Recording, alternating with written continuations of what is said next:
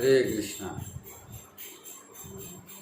तो हम प्रहलाद महाराज के उपदेशों के विषय भी हम चर्चा कर रहे हैं। तो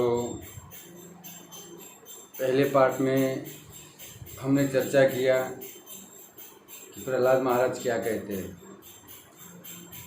कौमार आचरेत प्राज्ञो धर्मान भागवतानिह। हमें बचपन से भक्ति करनी चाहिए। प्रहलाद महाराज कहते हैं कि जो व्यक्ति बचपन से भक्ति करता है वही हकीकत में बुद्धिमानी है, वही बुद्धिमान है।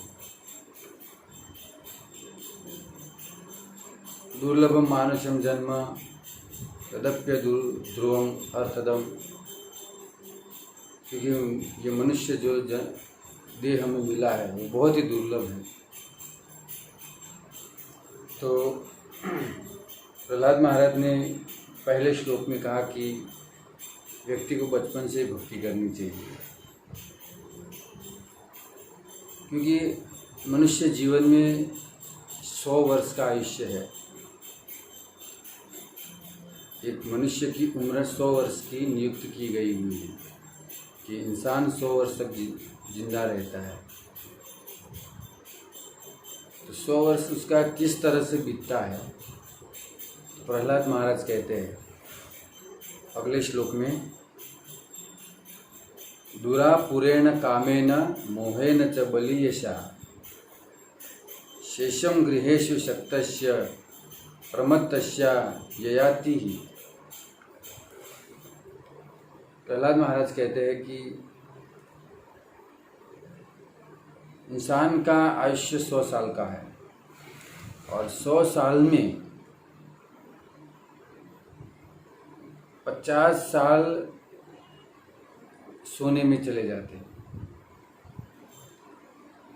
व्यक्ति शाम को 8 बजे सोता है और सुबह में 8 बजे उठता है, तो 12 घंटा उसके सोने में गए और 12 घंटा उसके काम धंधा या खाने पीने में उसका गया।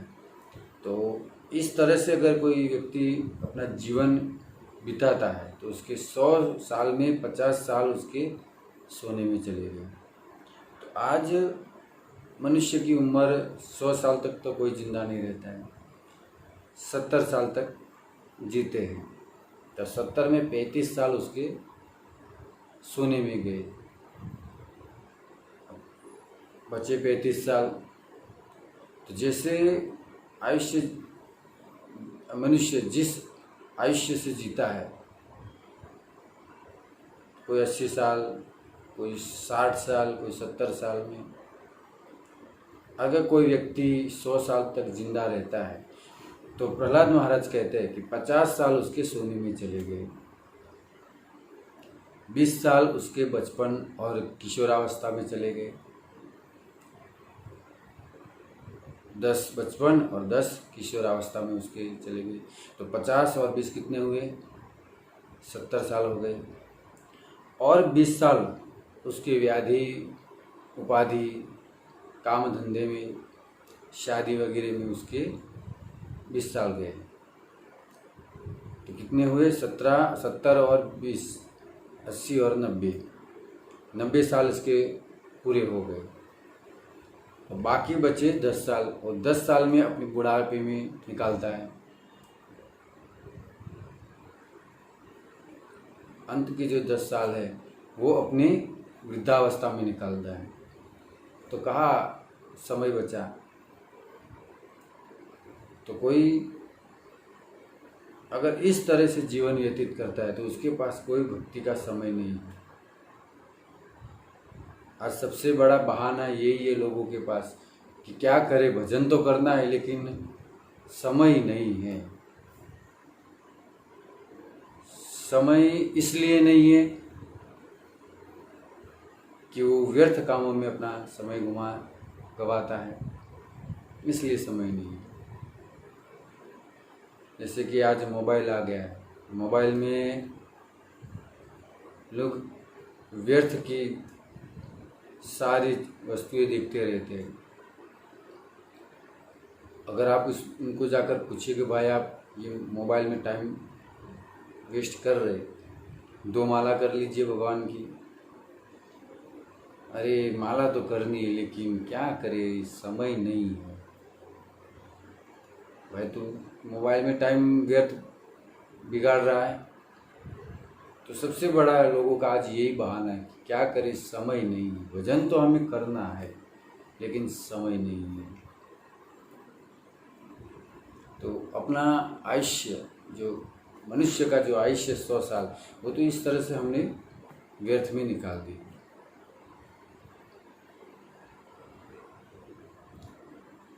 तो प्रहलाद महाराज कहते हैं कि व्यक्ति को बचपन से ही उसको ब्रह्मचारी रहना चाहिए। अगर कोई व्यक्ति इस तरह से अपना जीवन व्यतीत करता है, अपना जीवन जो है 100 साल का, अगर उसका जैसे सोने में, खाने पीने में, शादी वगैरह, बच्चा पैदा करने में, बच्चों के लिए बच्चों की भी चिंता करते हैं आजकल लोग, माता पिता, कि हमारे बच्चे क्या खाएंगे। अगर हमने हमारे बच्चों के लिए कुछ धन इकट्ठा करके नहीं रखा तो क्या खाएंगे। अरे जिसके माता पिता कुछ नहीं रखते तो क्या वो मर जाते हैं? ये तो सब अपने कर्मों के ऊपर आधीन है। अगर किसी व्यक्ति के पास बहुत सारा धन है, अगर उसका संतान जो अगर अच्छी निकली तो उसका जो धन का उपयोग है वो भगवत सेवा में या कोई धर्म के कार्य में उस धन को लगाएगा। अगर संतान संस्कारी नहीं है तो वो सारा धन का वो गलत कार्यों में लगाएगा। तो तुम अगर अच्छे कार्य करके भगवत धाम गए हो, अरे स्वर्ग में गए हो पुण्य करके, तो ऐसी संतान आपको उस स्वर्ग से नरक में भेजेगी। तो प्रहलाद महाराज कहते हैं कि इस तरह से जीवन व्यतीत करने से अच्छा है कि वो ब्रह्मचारी रहे, विवाह ही न करे 100 साल तक, पूरा 100 साल तक ब्रह्मचारी रहे। ये जीवन पूरा ब्रह्मचारी रहे। अगर कोई उस भक्ति में समय नहीं निकालता है तो उसको कोई ज़रूरत नहीं कि वो शादी करे। चलो अगर उसने शादी कर ली और शादी करने के बाद वो गृहस्थ आश्रम में आ गया, तो गृहस्थ में उसको 25 साल अर्थात 50 साल, जैसे कि 25 साल वो ब्रह्मचारी में निकाले और 25 साल के बाद वो शादी करे, अर्थात गृहस्थ आश्रम में प्रवेश करे। तो गृहस्थ आश्रम में वो 25 साल तक रहे और 25 ब्रह्मचर्य की और 25 गृहस्थ में, 50 दिन हो गए। जब 50 साल हो जाए उसके बाद व्यक्ति को चाहिए कि बाकी के जो 25 साल है, 50 से 75, वो वानप्रस्थ हो जाए, अर्थात वृंदावन जैसे धामों में। और आजकल प्रभुपाद जी की बहुत असीम कृपा है कि जगह जगह पर प्रभुपाद जी के मंदिर बने हुए हैं, राधा कृष्ण के। प्रभुपाद जी की बहुत कृपा है इस संसार के ऊपर। प्रभुपाद जी ने बहुत मंदिर बनाए हैं भगवान श्री राधा कृष्ण की। तो आप उस मंदिर में चले जा सकते हैं और बाकी का जो जीवन है वो आप भगवान की सेवा में लगा सकते हैं। जो 50 साल बचे हैं वो भगवान की सेवा में हम निकाल सकते हैं। तो वानप्रस्थ हो गए तो 75 साल के हो गए और 75 साल के बाद व्यक्ति को संन्यास ले लेना चाहिए, वृंदावन जैसे धामों में चले जाना चाहिए, अपने सब रिश्तेदारों को छोड़कर। यहाँ तक कि संन्यास में अपनी पत्नी को भी छोड़ना होता है। तो इस तरह से अपना जीवन को व्यतीत करना चाहिए। 25 साल ब्रह्मचर्य, 25 साल गृहस्थ में, 25 साल वानप्रस्थ में और 25 साल संन्यास में। इस तरह से व्यक्ति को पूरा 100 साल अपने निकालनी चाहिए और भगवान का भजन करना चाहिए।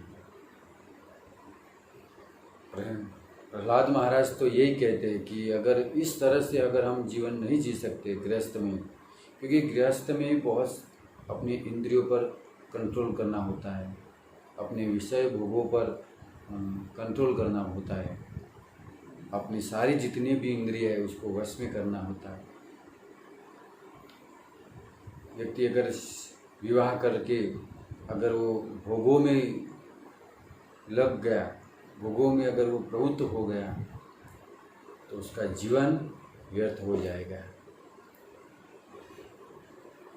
तो पहले के ज़माने में जो गुरुकुल में पढ़ने जाते थे उनको 25 साल तक ब्रह्मचर्य व्रत का पालन कराया जाता था कि वो 25 साल अच्छे से ब्रह्मचर्य व्रत का पालन करें गुरुकुल में।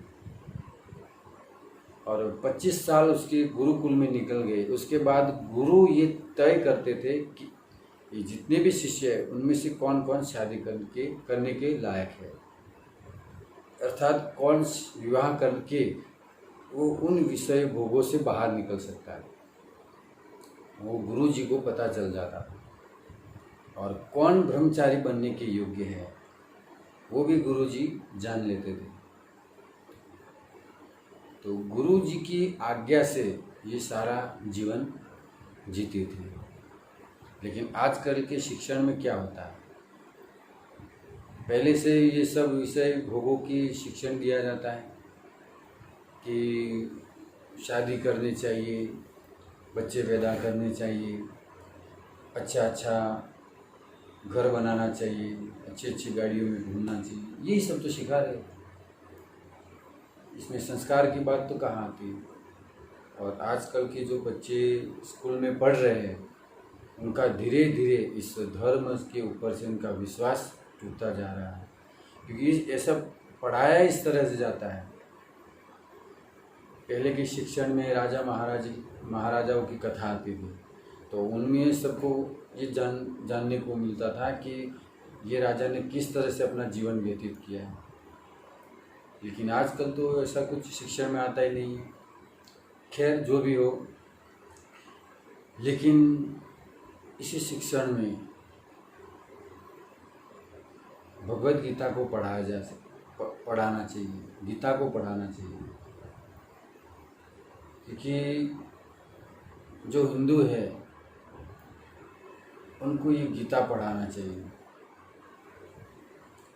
गीता अगर नहीं पढ़ेंगे, बाकी सब कुछ पढ़ना ठीक है इस समय अनुसार कि हम पढ़ लिए, पढ़ने के बाद डॉक्टर बने, कोई इंजीनियर बना, कोई शिक्षक बन सकता है, इसे ये सब ठीक है। लेकिन अगर संस्कार नहीं है हमारे अंदर, हम हमारे धर्म पुस्तक जो गीता है उसका ज्ञान हमारे पास नहीं है, तो व्यक्ति इसी विषयों में वो फंस जाता है और बाहर नहीं निकल सकता है। उसका लक्ष्य मात्र यही हो जाता है कि बस पैसा कमाओ। आज का शिक्षण अगर देखा जाए तो यही सब क्या कर रहे हो, पढ़ रहे, क्यों? अगर पूछे जाए क्यों पढ़ रहे, तो हम अच्छी पोस्ट लेने के लिए, डॉक्टर इंजीनियर बनने के लिए। भाई क्यों? तो उसमें पैसा बहुत मिलता है। क्यों? और आज इस महामारी में सब लोगों ने ये भी देख लिया कि किस तरह से लोगों को लूटा गया है।